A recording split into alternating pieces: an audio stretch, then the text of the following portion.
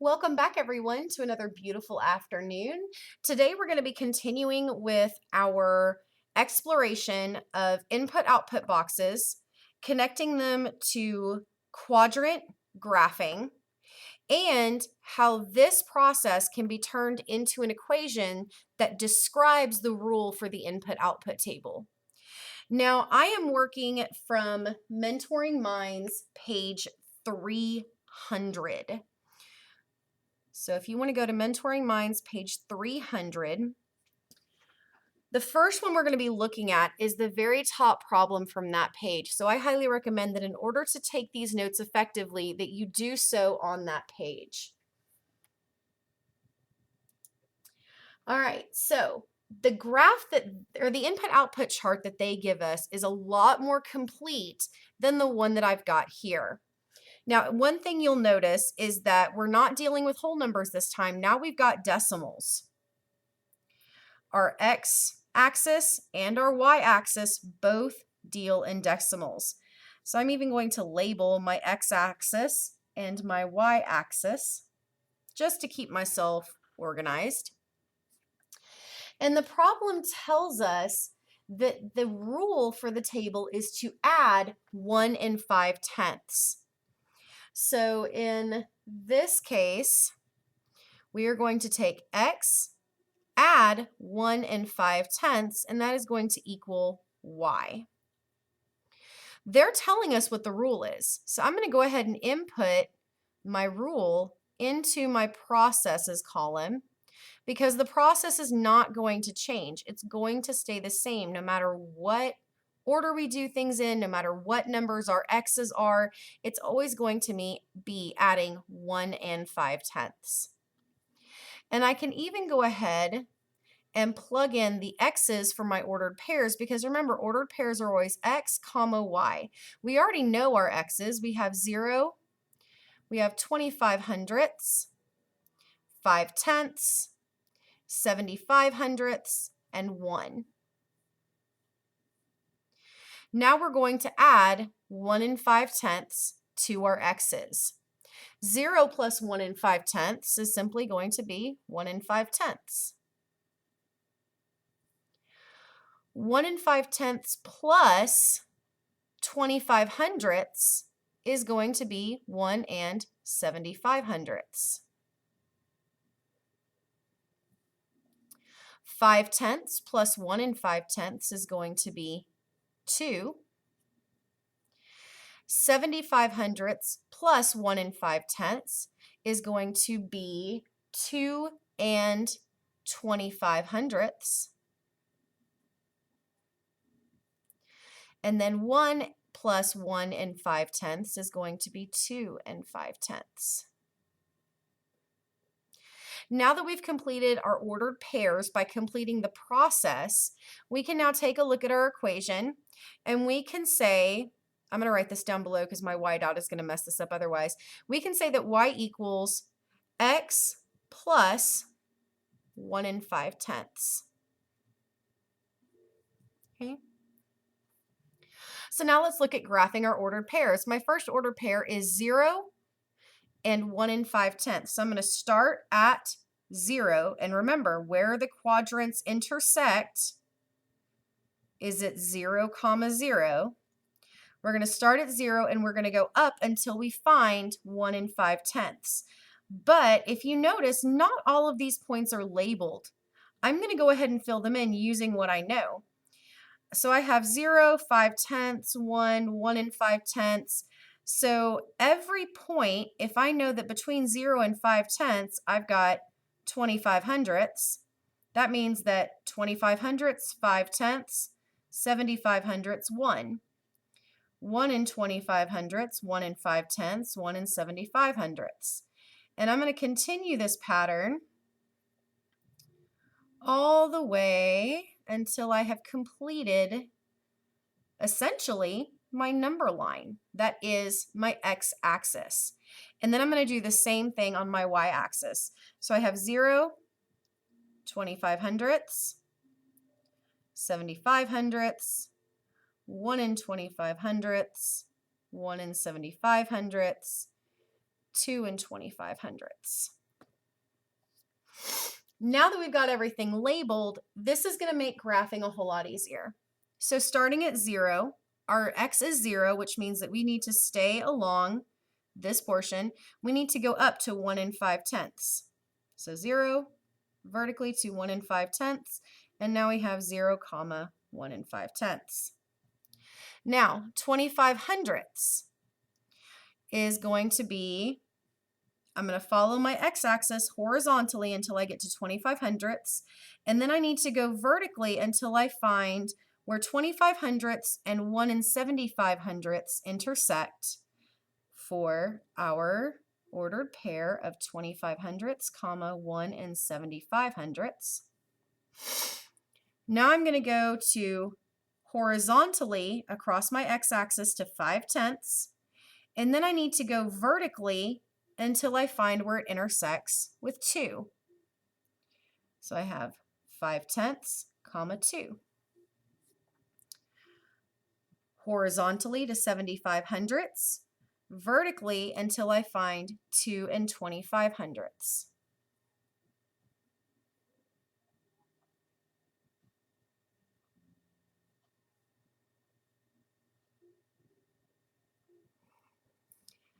And then last but not least, horizontally until I find 1 along my x-axis, and then vertically until I find where it intersects with 2 and 5/10ths.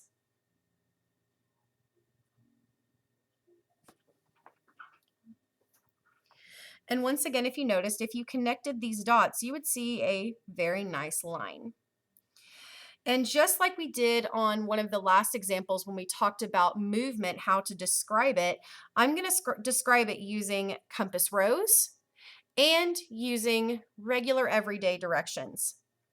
So if I'm thinking about this as a compass rose, I could say that from one point to the next, you would have to move 1 square east and 1 square north. So 1 square east, then 1 square north. And that rule is going to apply for all of these. Now, if we're using just everyday directions, we'll do that as basic directions, BD. We would say move 1 square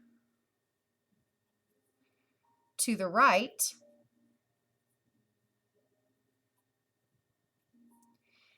then 1 square up. And now we've completed this graph according to the information that they have given us.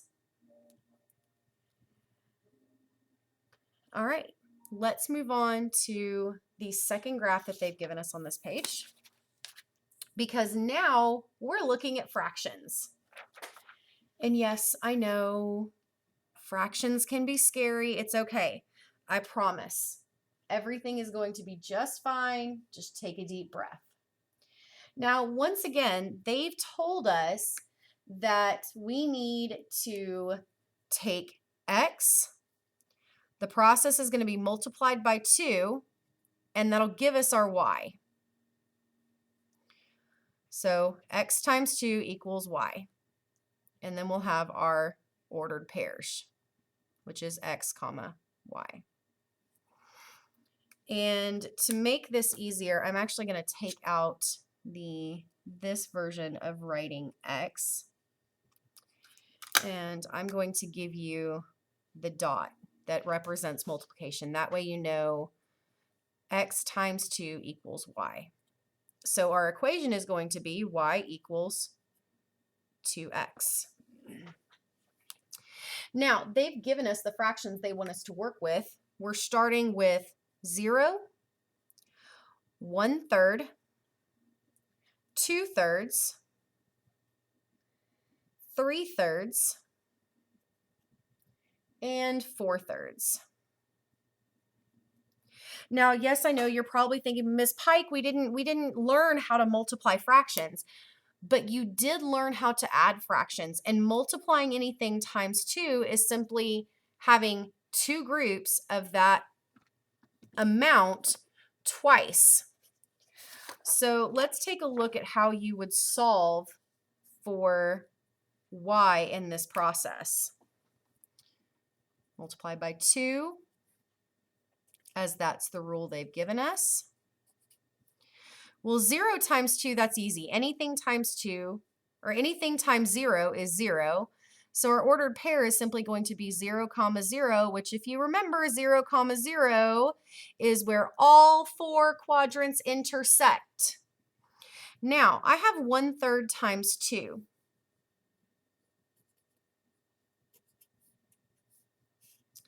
And if we think about this as a model, we're looking for a product, our total, and 1/3 times 2 is simply 1/3 2 times. We can add 1/3 plus 1/3. We know how to do this. So we just need 1/3 2 times.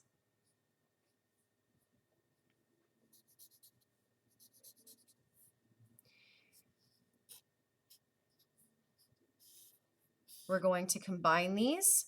So we have 1/3 and 1/3. So that's simply 2/3. Now, if you prefer Potter's glasses, we can do that way too. 1/3 plus 1/3. 3 times 1 is 3. 3 times 1 is 3. We're adding. 3 times 3 is 9. So we have 3 plus 3, which is 6, over 9. We can divide by 3. 6 divided by 3 is 2. 9 divided by 3 is 3. And look at that, 2/3. Same answer we got up here. So 1/3 times 2 is 2/3. 2/3 times 2. Well, if I have 2/3 2 times, so there's 2/3 one time, and then 2/3 another time. That's 1, 2, 3, 4/3. And going by the same piece, 3/3. 1, 2, 3/3 times 2. 1, 2, 3/3. That's going to be 6/3.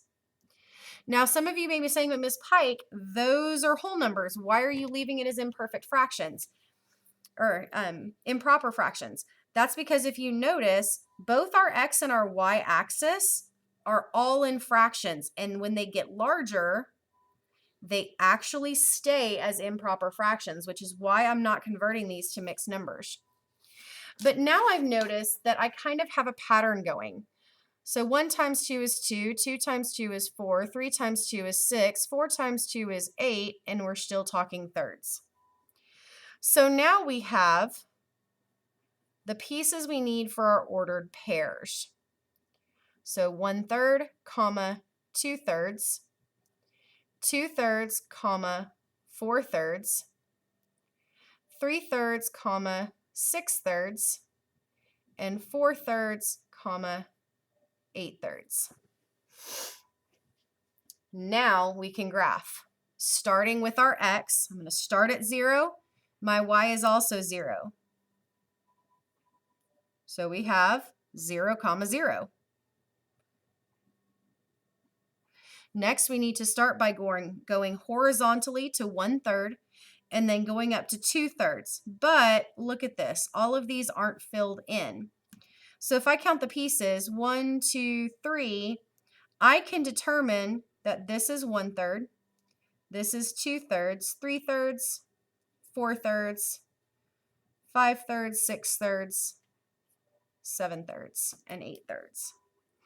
I'm going to go horizontally to 1/3 and then go vertically until I find 2/3. 1/3, 2/3. horizontally to 2/3, vertically to 4/3.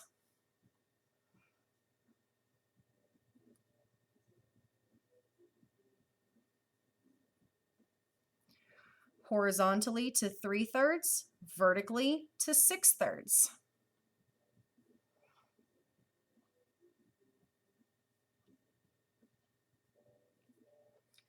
Horizontally to 4/3. Wait, I don't have it in here, but if I know that 3/3 and 5/3, 4/3 is probably going to be right here. That's a good way to think about this. 4/3 horizontally along our x-axis, and then we're going to go vertically until we find 8/3 on our y-axis.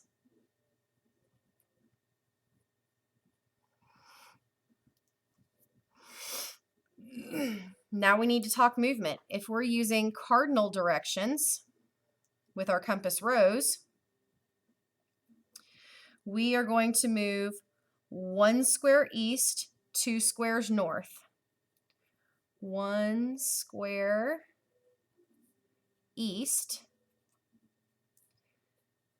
then 2 squares north.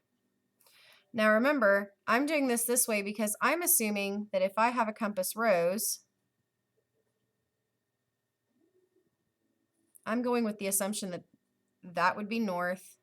Never eat soggy waffles. 1 square east, 2 squares north. 1 square east, 2 squares north. 1 square east, 2 squares north. Or if I'm just using basic directions, it's going to be 1 square to the right and 2 squares up.